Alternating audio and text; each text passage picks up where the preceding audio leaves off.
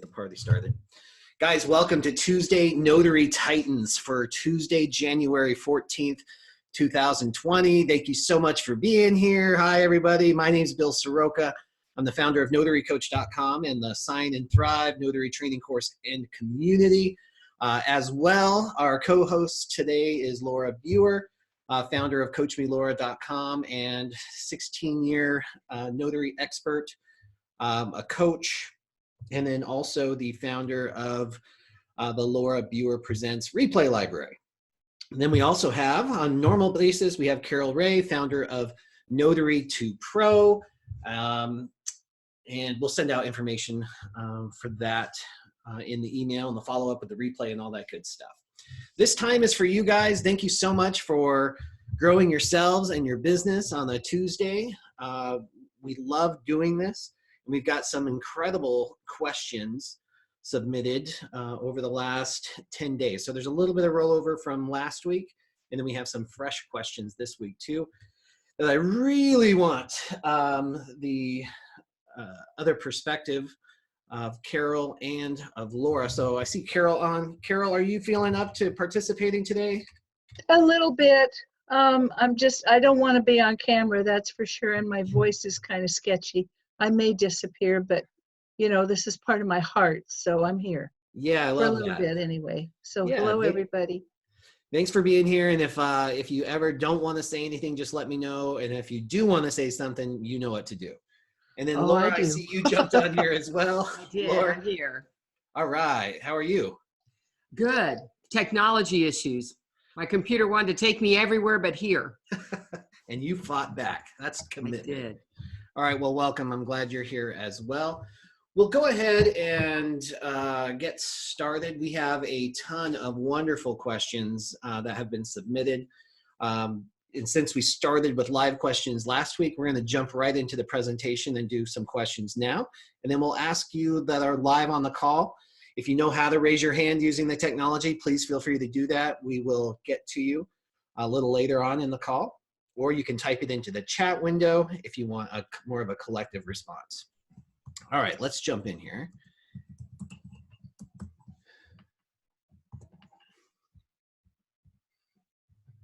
And maybe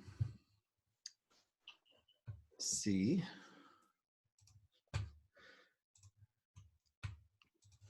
Is it a Monday? Why is it doing this? See, there you go. Right. I'm telling you, it had a mind of its own. There we go.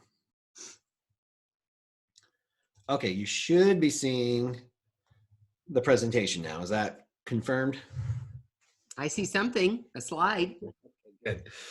All right. So the first question we have is the last week of the month, always and only the busy week. I seem to get more signings mid-month than I do at the end of the month in Arizona.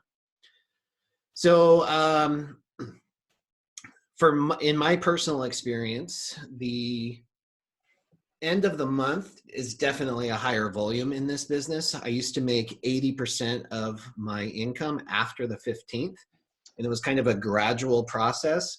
And the last 5 days of the month are definitely, like, I would never schedule trips, vacations, or anything if I could avoid it, because that's where I made the most of my money. And there's some theories about why that is. Some of it has to do with salesperson's commissions. Some people it has to do with prepaid interest and things like that as a justification for why the end of the month is so busy. But I haven't necessarily heard anything that it rings logical everywhere. Laura, what's been your experience? I'm busy all month, but I will say with regard to loan signings in particular, the ones that when I pick up a few extra, it would be end of month, that last week. Nice. And that's the cool thing about general notary work too, right, Laura, is yeah, you build sustainability and kind of balance that out throughout the month. Yeah, every week is a busy week for me. Yeah. So end of month is what it looks like every week for me. An excellent problem to have. Excellent. Carol, did you have anything you wanted to add to that?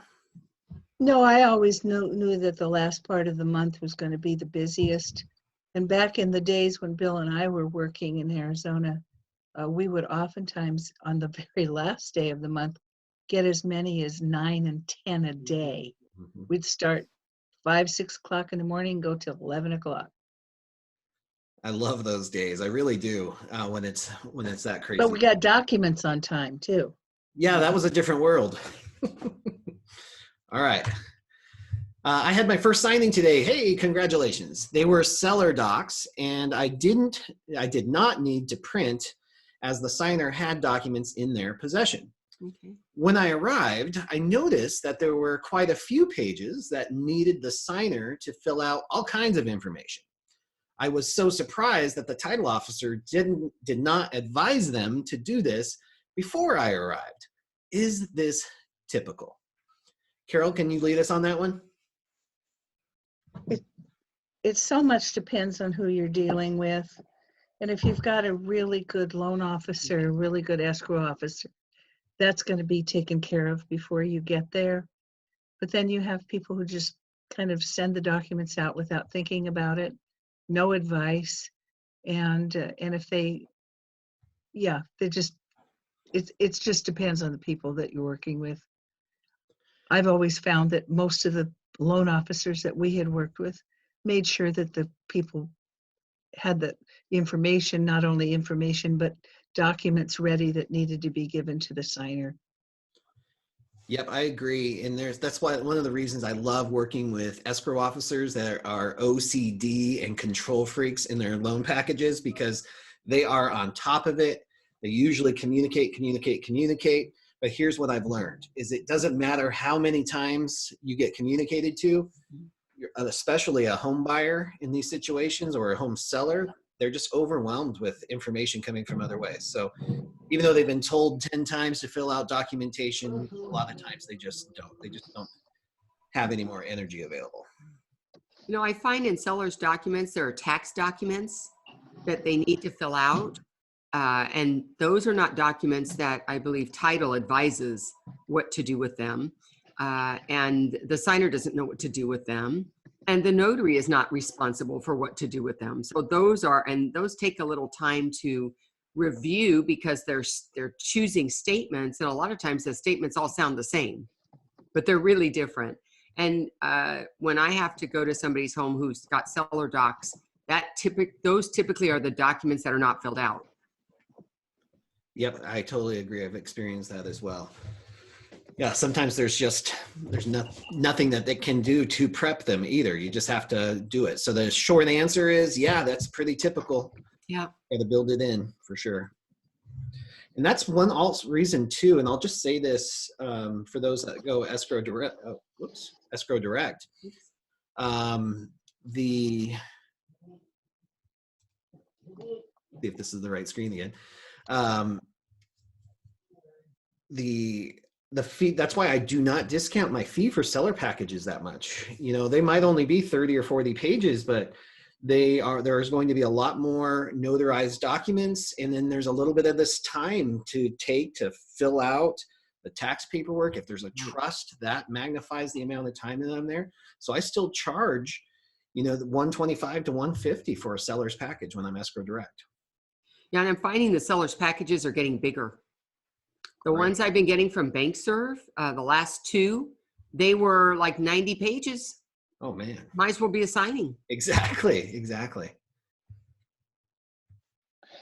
I think I'm going to just interject one thing here, and I have talked about it before, how extremely important it is when you have a seller's package, especially in states like California, when they have tax documents, that there is usually documents that ask for information about when they sold the property and the amount of, who owned it, and the amount of percentage they have if there's a division, all kinds of things. But what it points to basically is the capital gains taxes. They're filling out that information for IRS. That information is going to go to IRS. Goodness help them if they fill it out incorrectly, because they're going to be stuck with perhaps thousands and thousands of dollars in excess capital gains taxes that they're not going to get back. So if that happens during the seller's signing, you need to make sure that they get advice either during the signing, if they have somebody, tax accountant or someone to help them, or that they take those documents home with them and get them completed and back to escrow right away. They need to be advised ahead of time too that this may happen. So if they can get the information ahead of time before you come, that's a good idea as well, I think. Great, And thank you. good news is those are not notarized. So you can take care of everything else. And if they've got a deal and they can't fill those out yet, they're not notarized and they could be sent separately. Yeah, and you just send a note with the documents that go back, Mm-hmm. what you've done, Right. and that they'll be sending them directly from them Mm-hmm. to escrow. Right. Excellent, great advice. All right, we've got hi, I'm in Texas. I would like an explanation on wills for my state. What can we notarize and what can we not notarize? How do we go about it? Are there any of the DIY wills that are legal? Or can we only notarize wills prepared by an attorney? I keep seeing on the online forums that we should keep away from notarizing these. Laura, what do you think? Well, I have a 45-minute opinion. And you would find that in the Laura Beaver Presents, just on wills. But just on the whole, let me tell you that in Texas, they have a self-proving affidavit that goes with the will, and that's the piece that's notarized. And typically what it is the signer, the principal signer, also known as a testator, along with the two witnesses, are signing that document, and you're notarizing all three signatures. And the paragraph is saying something like, hey, we were all here together. We all signed in front of each other, and we believe the testators of sound mind. So that's the piece. Can you get these on the do-it-yourself downloadable legal Zoom and all those? Absolutely, just like in any state. They're just as legal as anything else. And so what notaries need to understand is if there's a difference between bringing in a will by itself, which is in Texas, they have this extra document. Not all states have that. The will itself is not notarized. That is witnessed. And that's the requirement to be valid. And that extra piece of paper is to help expedite the probate court, so they don't have to go verify the people. Basically, you're verifying those are real witnesses, and they can use that document to immediately verify them. And what do you say to the last part of this, that this person keeps saying on the online forums that we should avoid notarizing last wills and testaments? I would say that perhaps those notaries do not understand or know the rules of wills, and they are going with, say, an attorney who said, yeah, they should see an attorney. But because, of course, you know, the attorneys want them to prepare the documents and they get money for that. So I think that whether it's wills or whether it's any other document, I think that you should always check the source, find out what your law says about it, so that you feel that you're confident and competent to handle or to refuse. You don't want to refuse a perfectly legal notarization, not only because we're a public servant and we're supposed to say yes to all legal and reasonable requests, but also because that's a client you just turned down. Yeah, and that's huge. Like, I get why people would not necessarily leap at these appointments. Number one, we know that training around the country, especially when it comes to general notary work, is scant. And even when you find it, it's vague and it's overgeneralized. So having some specific training about this is what you need. And I think when we are afraid of stuff, it's because we don't necessarily understand it. We're intimidated by it. So if we take it on and we learn more about it, and we study the statutes, we get some training, we get some experience too. Experience definitely helps bridge that gap. But once you do that, then these appointments in particular can be quite lucrative too.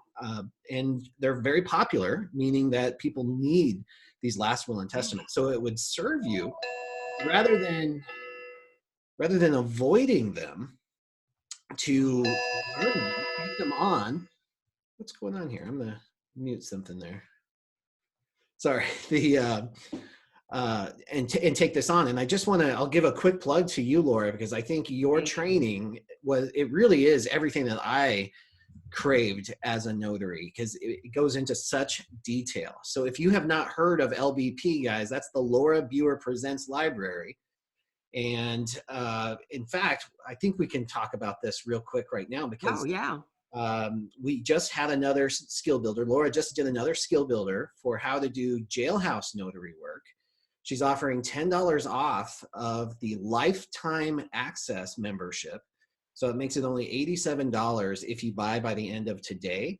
And you can do that. I'll just type the link in the chat window so you have that. But this is the kind of tools that the industry community has been craving. And we've gotten these amazing instructors like Carol and Laura and so many more that are rising up to help educate our community. So we got to take advantage of this stuff. And I'll type that into the chat window here in just a moment. Okay, great question. Now, I'm going to go to Felicia. Felicia, I saw your hand come up. Do you have a question? Would you like to unmute and ask? Yes, Bill, it's nice to finally be here. Can you guys hear me? Yeah, sure can. Hi, welcome. Oh, okay, great. So I was kind of relating back to the last question. I just didn't figure out how to raise my hand yet, and that was in regards to seller signings. So how you guys were talking about tax documents. I, out of nowhere, was accepting signings that I kind of thought they were all one way, and then seller signings started coming. And they were asking me to actually get their W-2s and all that stuff that comes along with it, originals. And to fax them back right after the signing. Is this something you typically see, that they're asking us to collect and review all these documents, getting certain years of proofs of income and all of this? Because it kind of came as a last minute surprise, like 3 of them in a row in one day, and I'd never done one before, and I was like, wow. That's interesting. And yeah, that does happen. It sounds though like that might be more of the application process than a closing process. Is that what you found? Like this is the initial application? So I'm ending my first year. I probably am still a newbie. I am looking forward to signing up for your training. I'm actually just figuring out there's more training out there. I didn't know that this existed, that there was further training. So I'm finishing my first year. I've got like a couple hundred signings under my belt right now, and debt resolutions and all kinds of random things you could possibly imagine. Power of attorneys, all these things. I do a lot of prison notary work here. We have 13 prisons in Fremont County, Colorado. Oh, wow. So I have some interesting insight on that. Shall we ever talk about it? But I do a lot of general notary work here. I'm in a little bitty town that's surrounded by 3 cities, including the metro area of Denver. Great. And I travel 2 hours out in any direction. So I get quite a bit of business, needless to say, that just randomly calls me, random signing companies and signing agencies. I'm trying to kind of learn my client management. It's getting a little hectic, but I'm getting this stuff where they're asking me just to collect a lot of random documents I've never had to collect. And yeah, you're correct. I didn't understand the process yet. Maybe you could elaborate on the process of the different documents that we end up getting. I should probably know this because I'm getting a really big influx of these signings, and I call and ask questions if I don't know. Otherwise, I've really learned the documents individually, but I don't understand the different types of signings as well as I think I should. And I would like to buy the training actually today, and I really would like to get some insight from Laura even about what I should do from here. I'm at a point I could really expand, and I'm trying to, but I'm scared to because I just don't know the difference in certain signings. Yeah, no, I totally understand. And what an amazing and awesome problem to have too, Felicia. So good on you for growing your business to this point and then seeking additional support and additional education to grow more. Laura, I saw you listening pretty intensely, and it sounds like she's of the same mindset with you as well, growing both the general notary work and sprinkling it in with loan signings. You want to offer any suggestions to Felicia? Well, I would say that in the area of everything other than loan signing work, which people refer to as general, there are a lot of specialties that you can develop, and that makes you a more desired notary. So just like you might have a specialty to have loan signing work and you've been trained on how to do that and you've had a background screen and all of that, you can self educate. You can take training like the one that was mentioned with me, Laura Beaver Presents, that help you understand different environment requirements, such as a hospital or a jail. That might help you with understanding document requirements that are the most typical for those places or for the public, or something that's just as time consuming and intricate, such as a trust that you might do with or without an attorney. So if you're wanting to expand your business into these other areas, you're going to want to have as much education as you can get your hands on before you jump into that. And then in terms of the marketing side, it is a different animal as well. There's no signing companies to just sign up. Oh, absolutely. Yeah, this is all people. I'm a master in the marketing zone right now, and I'm actually going to college for accounting just to back up my business a little bit. That's the extra business I'm taking on, is tax prep. But that's not what I want to do. It's just because I'm scared of Ron a little bit, and I want to have something substantial to lean back on. I have 4 children. I'm 29 years old, and this means the world to me. I got an SUV. I took my tax return, and I said, you know what? I'm not going to spend this $1,500, and then what? I'm not going to have any more money. What am I going to do? I took it, I invested in myself, and I was able to get everything I needed, all the certifications, the studying, the business, and really Field Choice just called me out of nowhere. I got my first signing. They gave me a rating, and my phone just started ringing. I just started marketing. My marketing was just that good that I was with 15 signing services within like my first month. And that was terrifying, as you might imagine, because I had no I'm familiar with real estate because I'm the front office assistant and do some transaction coordination for Keller Williams here in Canyon. They're my backup, but that's all I know. I just know some of the forms, and I had the NNA hotline, which saved my life.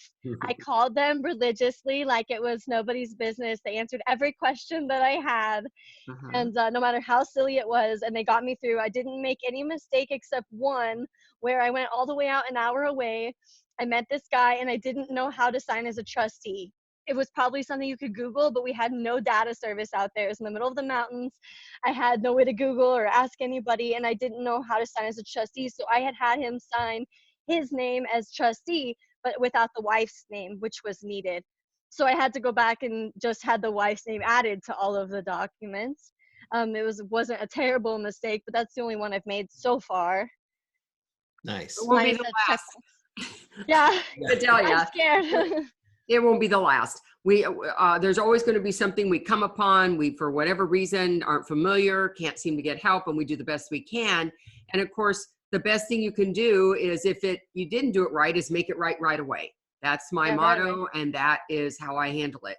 So as you have had some success in the loan signing document area, so can you have success in the more generalized area by doing the same thing: educating, training, investing in yourself to become as knowledgeable as you can. That's it. Yeah. The trusts and wills are the first thing I hope I get to learn. If I go ahead and I purchase, will the link be today in there if I would like to purchase your service, so that I could get some training mentorship? is in there. It's a 2-hour training. Oh, that's wonderful. There's a separate one on wills. Yeah. Oh yeah, that's great. Because so far, all I've really done is power of attorneys and the prison. I have like letters of intent and stuff ready to go. Okay, great. Love it. Well, welcome. I'm glad you're here. Congratulations on killing your business. I'm honored. It's just so nice to meet all of you finally. I'm like so stoked. I'm like, oh my gosh, I'm finally here. I've only watched like every episode. Awesome. Well, thank you for being here. Thank you for sharing that part of your story. That's great. L. Young, I see your hand up. You have a question for us? L. Young, you just have to unmute yourself. Okay. Are you able to hear me? I apologize. Yeah, no problem. What's your first name? Lori. Lori, hi. Hi, Bill. Hi, Laura. Thanks so much for taking my question. Question for you. When you're doing your notary journal and you're doing a loan signing package, do you actually, I know I do a separate line for every form I notarize, but do you fill in all of the information across the journal? I have the signer sign one time, but that takes a lot of time, and I'm just wondering if maybe I'm doing it correctly or incorrectly. What state are you in? Michigan. All right, so I'm just looking for my reference manual. Tell me this, what does your law say for Michigan? Are you required to maintain a journal, or are you doing it because of best practice?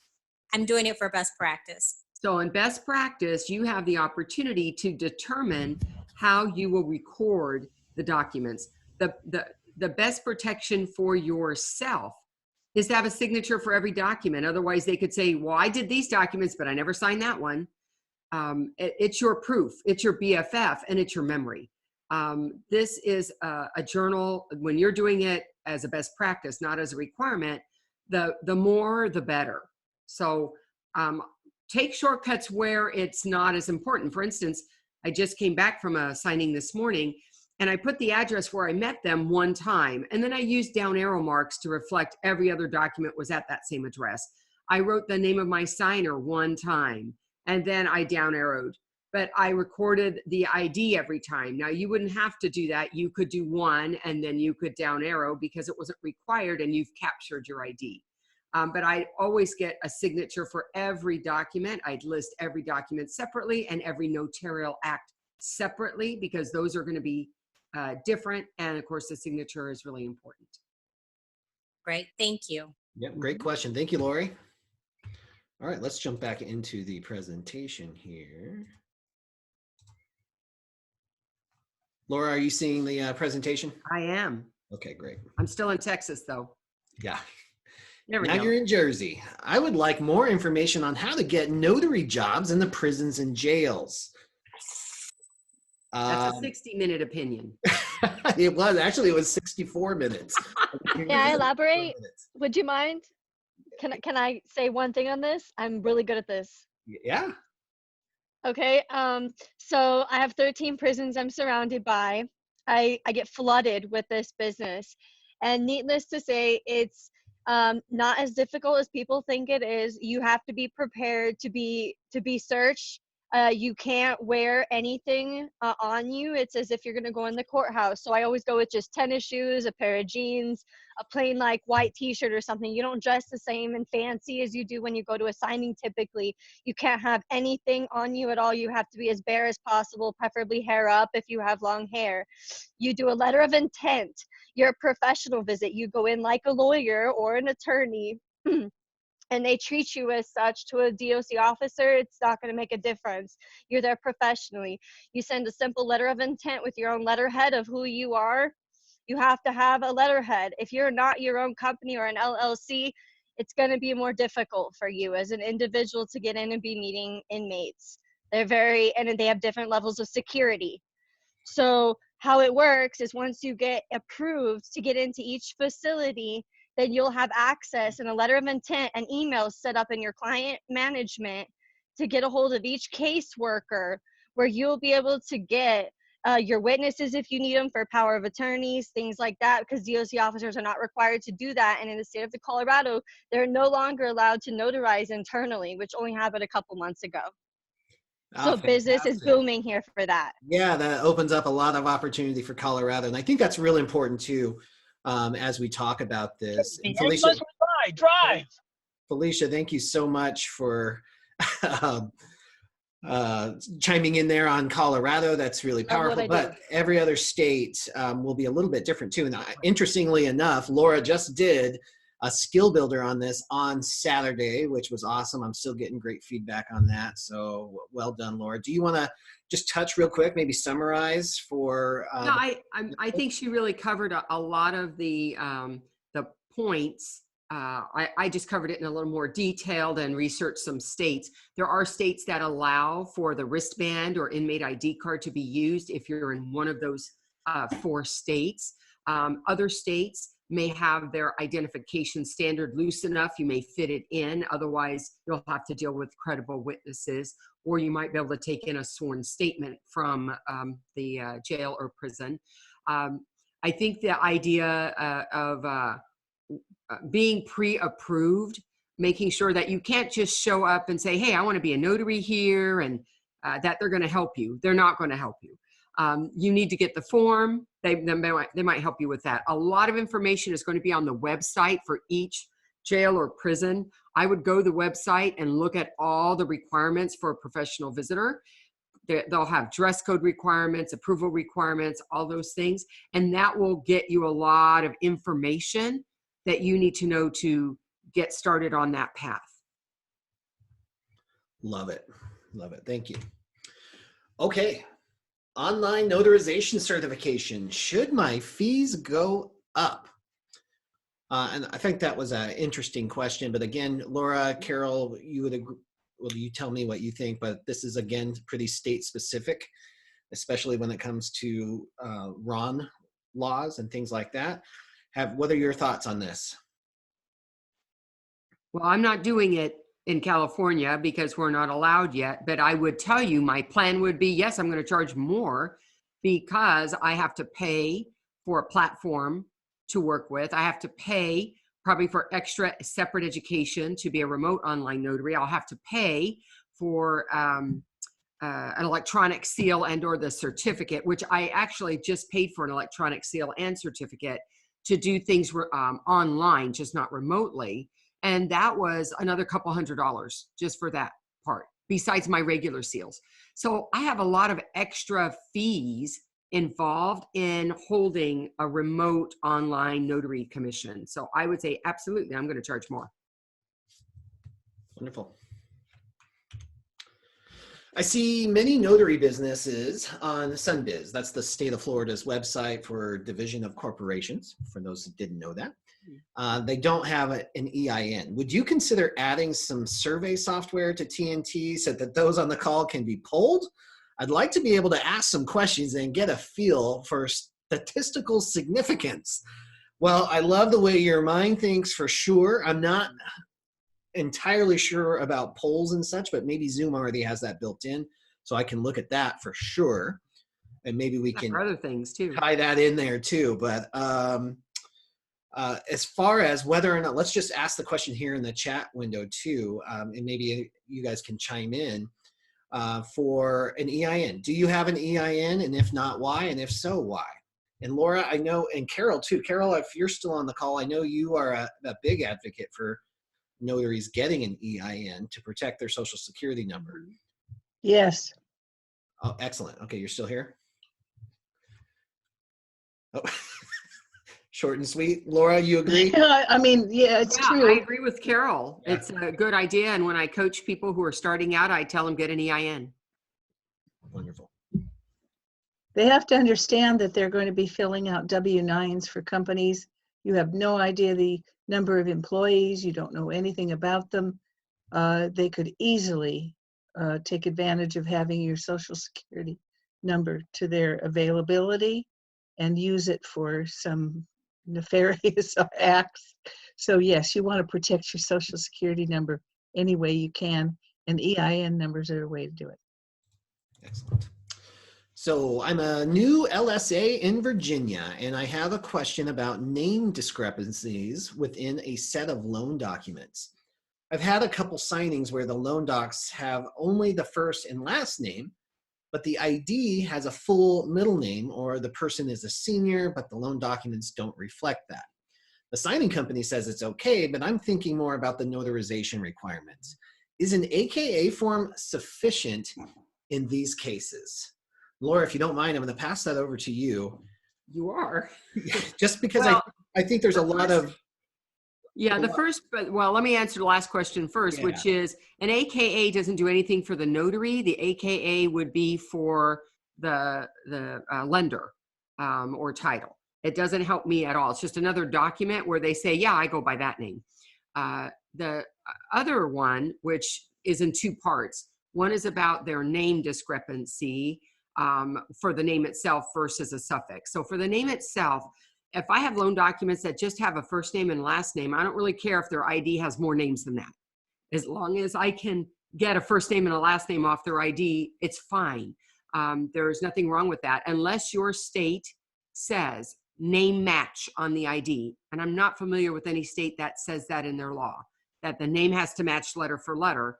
Then it is your discretion to not only utilize less than what's on the ID, but minor variations. So maybe it might be a Laura J. Bewer instead of Laura Jean Bewer. Those kinds of things are also fine. And in some cases, particularly if you have personal knowledge, they might go by Lori instead of Laura. People have minor nicknames, Peggy instead of Margaret. These are things that are case by case. It depends on what you're working on. Do you know them or not? You know, can they provide you something else in their wallet that shows they go by Peggy instead of Margaret? Lots of things to consider on how confident you feel that it's the same person, but the law doesn't say name match. Then let's talk about suffix, because I do have a strong opinion about that.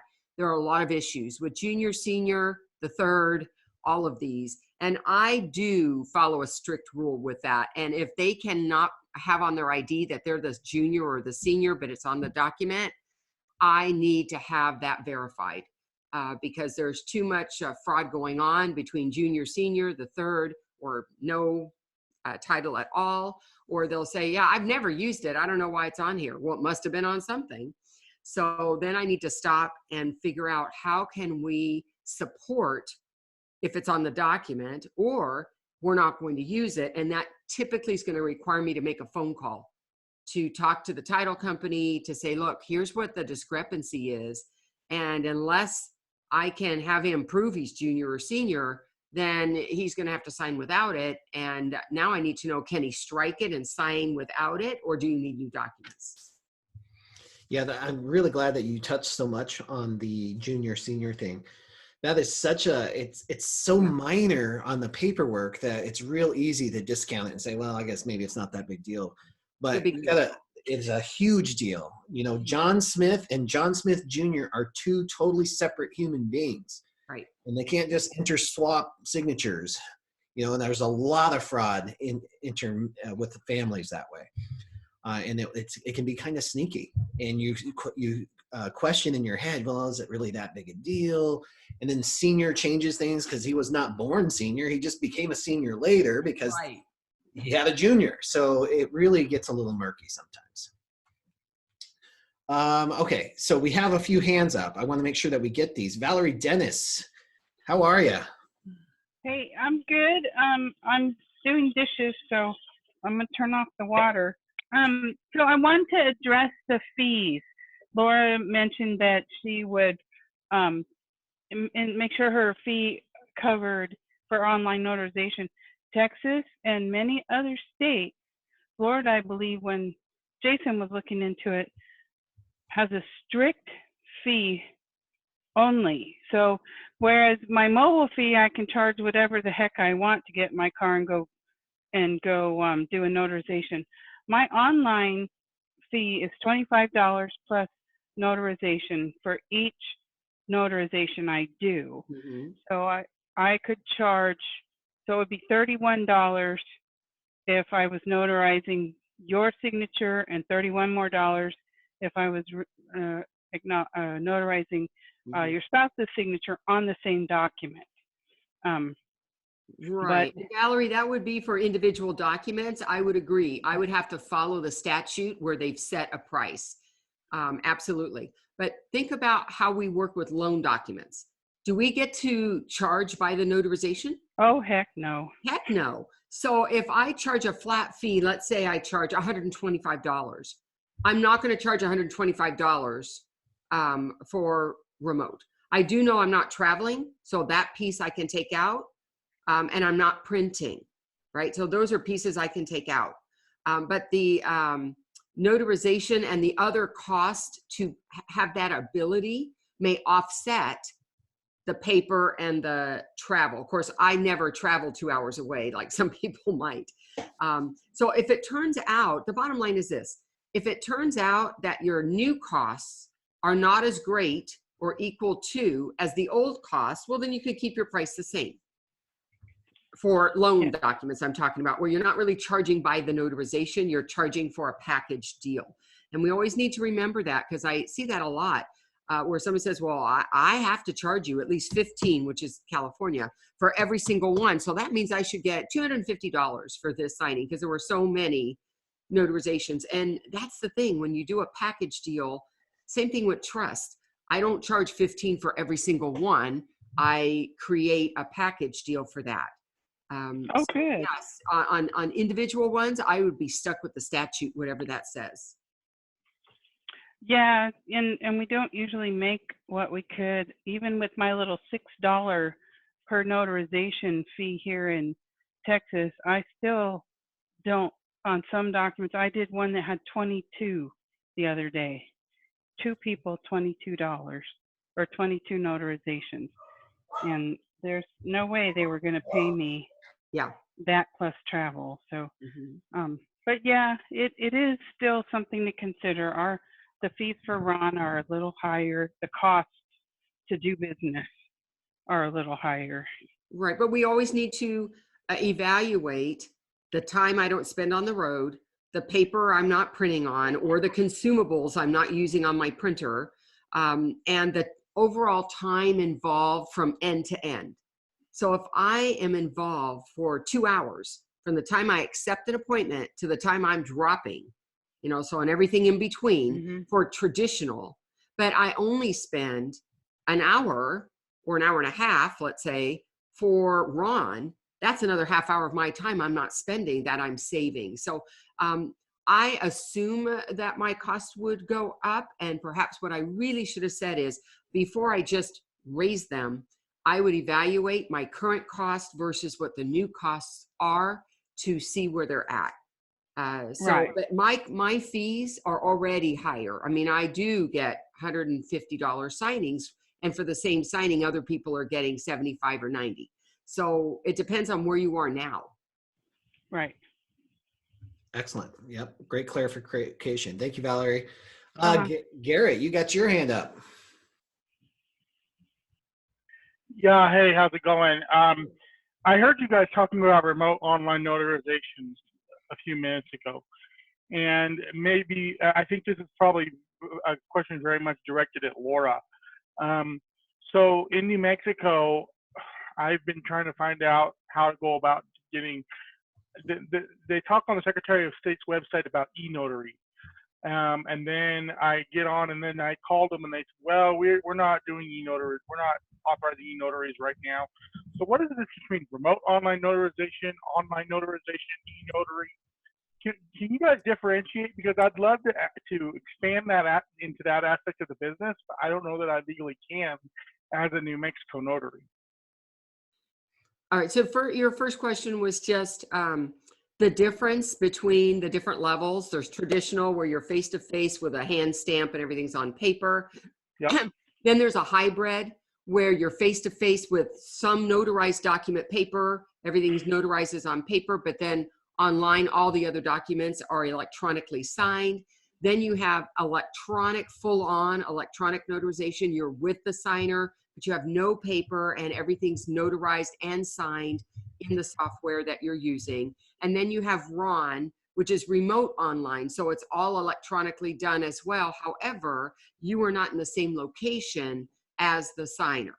So those are the different levels. And then there's, 11 or 12 states who are already approved to be doing remote online notarization, which is where you're in 2 different locations, and you have to follow the statutes for your state as to what kind of platform you're going to be using, or what kind of recording you're going to be having in terms of a journal, all of that.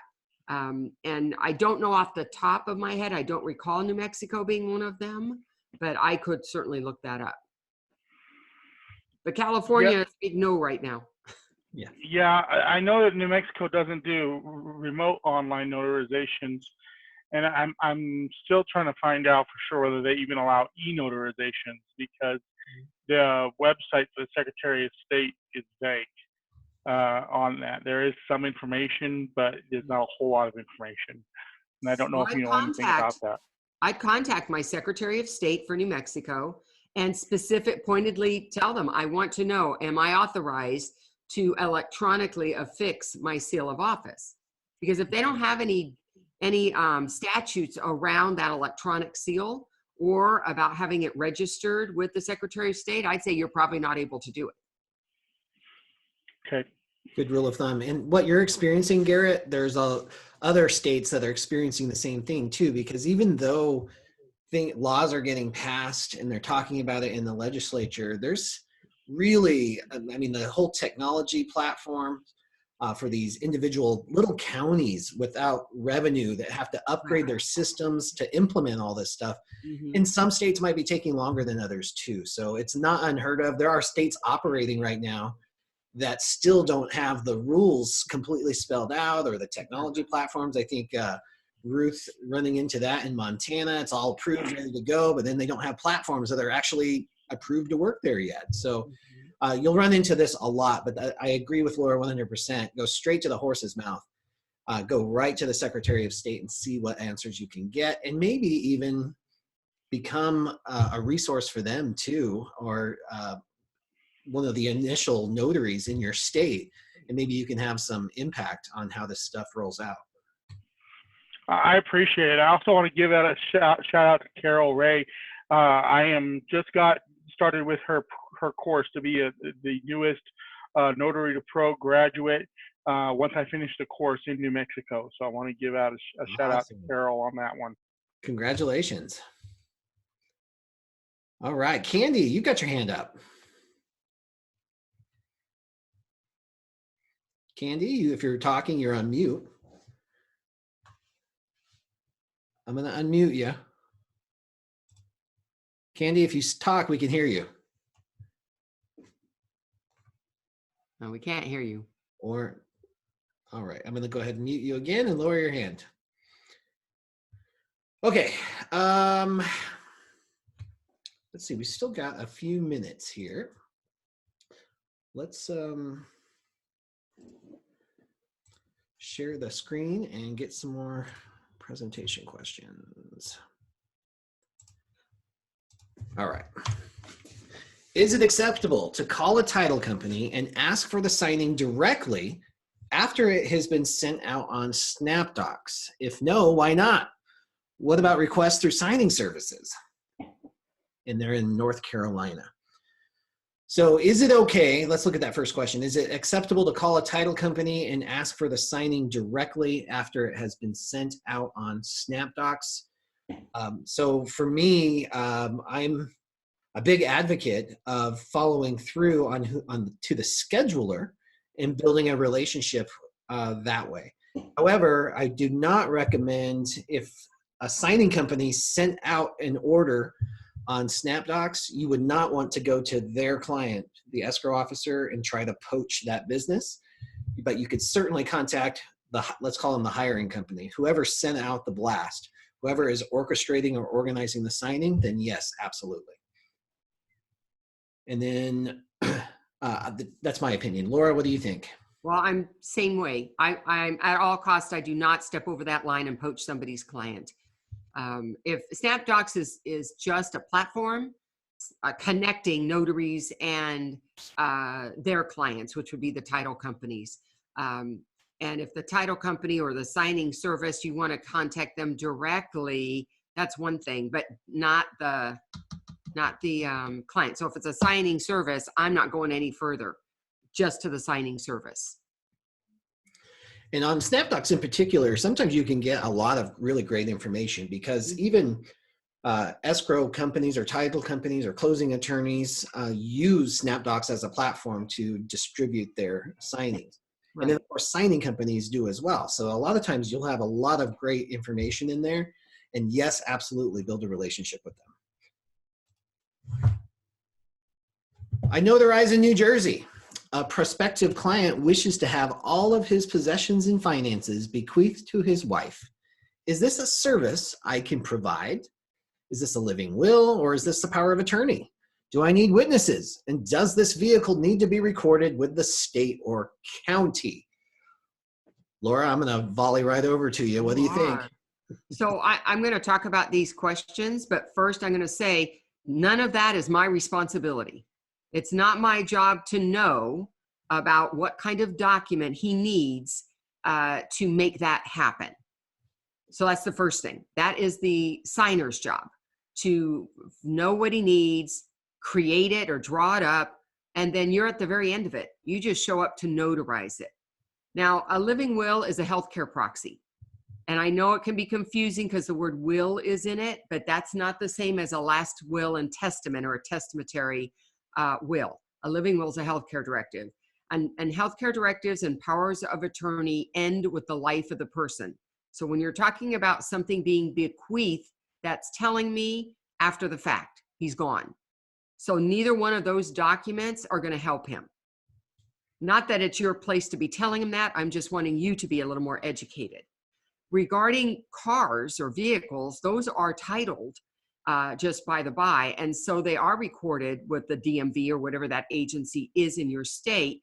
And when a car is being transferred from the owner to whoever it was given to, the person is going to be signing in a representative capacity to make that transfer happen.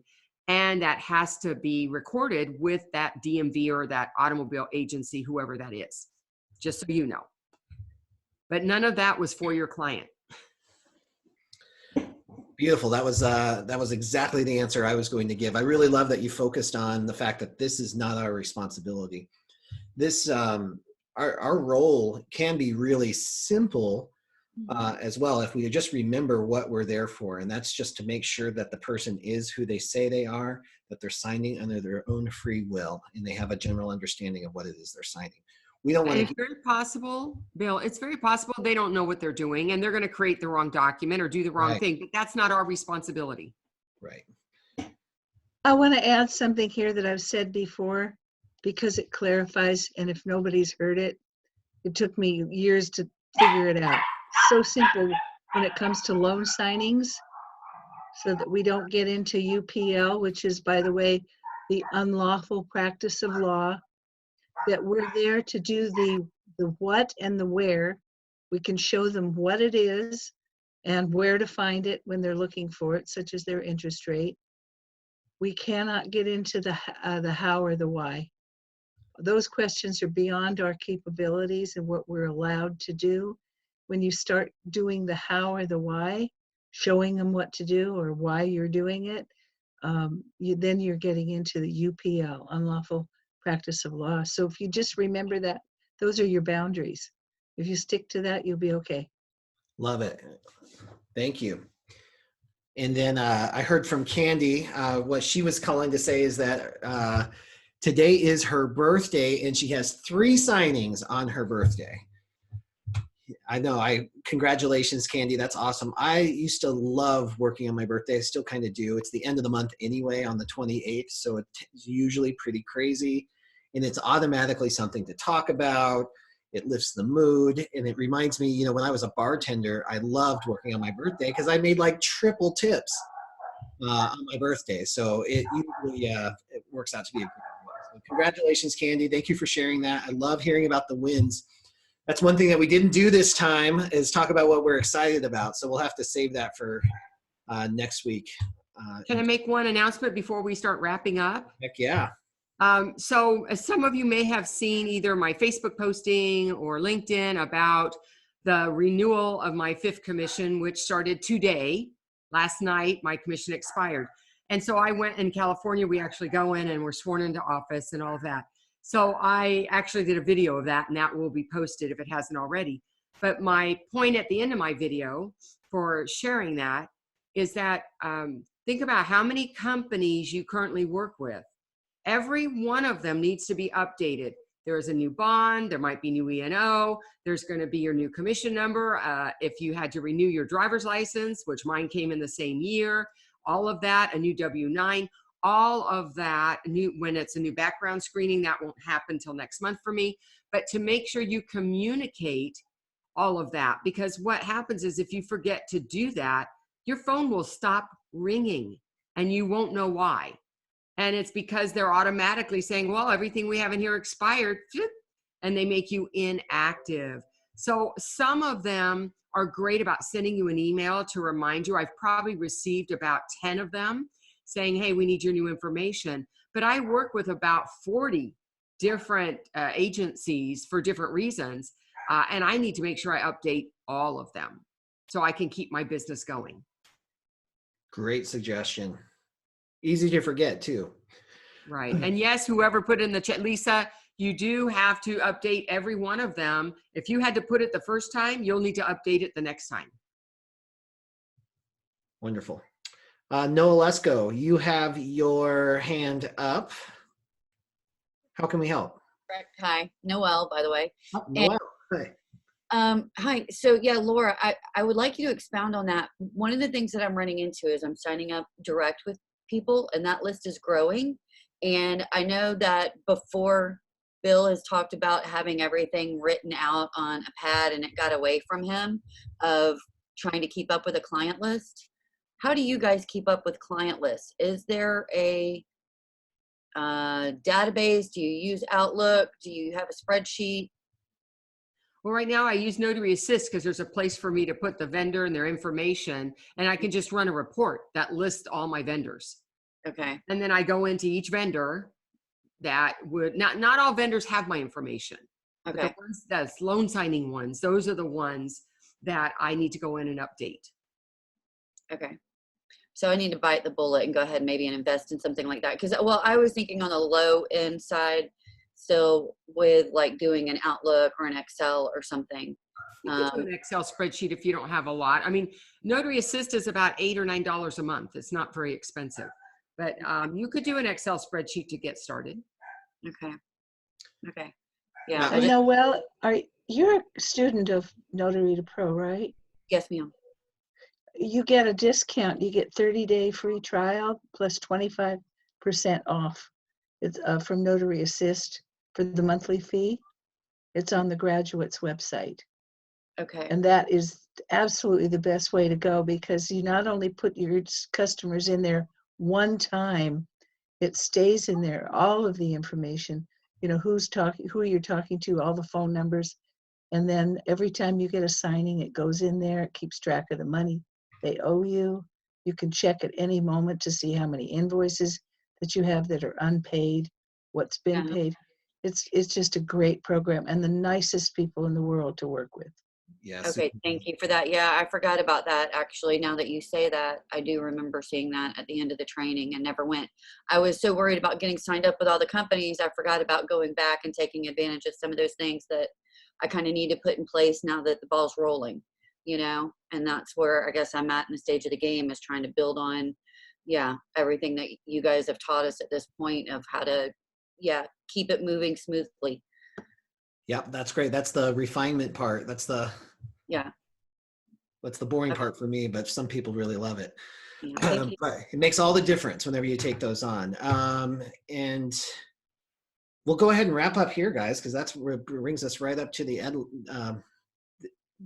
It's 2:00 my time. So that'll be the end. Thank you so much for growing yourself and your business on the Tuesdays. Carol Ray, thank you so much for showing up, even when you're not feeling good, and giving us outro music. That was perfect. Sorry, my phone. I want to tell everybody, if you get near anybody who's coughing, stay as far away as you can, because it's bad. This is going around to everybody, and it's lasting for like not weeks, but months. So be careful out there, everybody. Take care of yourself. Lots of vitamin C, okay? Good advice. Thanks a lot. And Laura, thank you as well. I know you had to jump off of here for an appointment, but thank you for showing up, guys. Enjoy the rest of your day. We'll talk soon.